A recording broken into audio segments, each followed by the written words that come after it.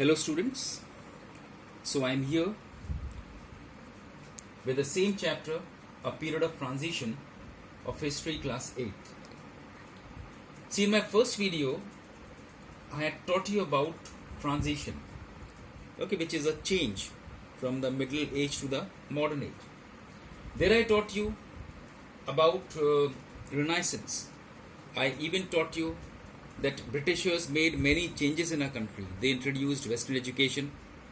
They introduced the system of transport and communication, which changed the life of the people. And that resulted in the Renaissance. I explained you about the features of Renaissance in my first video. Now I'll explain you another important change that took place because of transition was Reformation. Now, what is Reformation? Reformation means it's a movement against the corrupt practices of the church.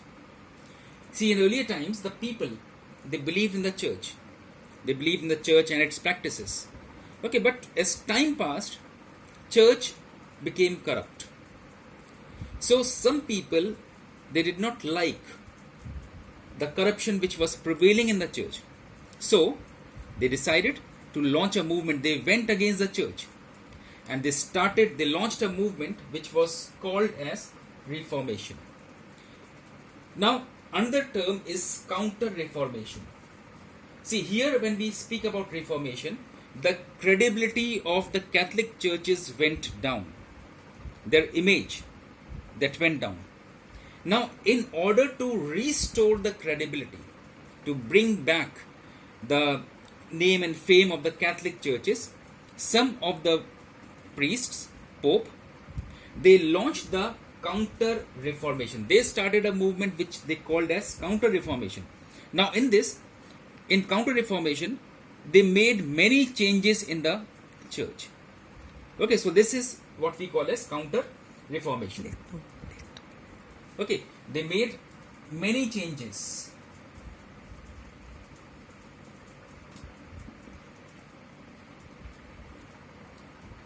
So in order to restore the credibility of the Catholic churches, many changes were made by the priest and Pope. So they call it as Counter-Reformation. One more thing, all of you, in Reformation, when we talk about Reformation, see here, some people, they started a movement against the corrupt practices of the church. Now, because of this, the church got divided into two groups. First was the Roman Catholics, and second was the Protestants. So those who remained loyal to the church, they were called as Roman Catholics, and those who went against the church, they were called as Protestants. Now in order to restore the credibility, they started the Counter-Reformation. And because of this, they made many changes in the church practices. Now, next topic is the voyages and discoveries. See here, regarding the voyages and discoveries, the kings and the queens of other countries, they wanted to have trade with other nations, other countries. So in order to have trade with other countries, many kings and the queens, they decided to send their people to other countries, to find the routes to other countries so that they can have trade with them.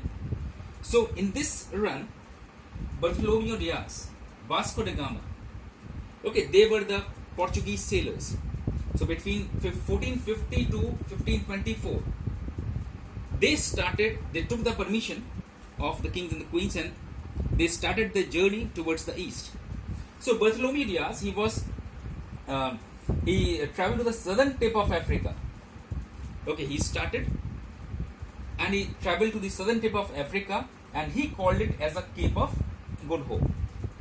Then Vasco da Gama, he reached Calicut. That was on the west coast of India, and this was a discovery to new sea routes to India. Then in the same run, we have Christopher Columbus between 1451 to 1506. Now, he was an Italian sailor. he took the permission from the Queen of Italy. Okay, she was Isabella. She helped him. She gave him the permission to explore the sea routes to east. He traveled through Atlantic and reached Cuba. That is the southern part of North America. And he did many other voyages. Okay, he made many voyages, and in 1492 he reached to a place around America. Now, he reached there, but he did not realize that he had discovered a new continent. So he called the people of that continent as Indians. Now we'll talk about Amerigo Vespucci. See, Amerigo Vespucci, whatever Christopher Columbus had explored, okay, the places Christopher Columbus had visited. So he made 4 voyages to those places. And today we call that America is named after him. Then Ferdinand Magellan. He was a Portuguese. Okay, he was convinced that the earth was round. See, I just want to give you some description about this. Earlier nobody wanted to travel in the sea. Okay, because the people believed that the earth is flat, and if they would travel in the sea, after reaching to an edge, they will fall down. This was their belief. But after some time, this theory was clear that earth was round. So Ferdinand Magellan, he was convinced that the earth was round. He sailed through Atlantic and he reached the Pacific Ocean. He reached to the southernmost point of South America and reached East Indies. But he was skilled in Philippines. Okay, he wanted to sail around the world. Okay, he was skilled in Philippines, but his ship, that was called as Victoria, he completed his voyage around the world. So students, I hope that whatever I've taught you might be clear. If any queries, any problems, any doubts, okay, you are most welcome to discuss with me.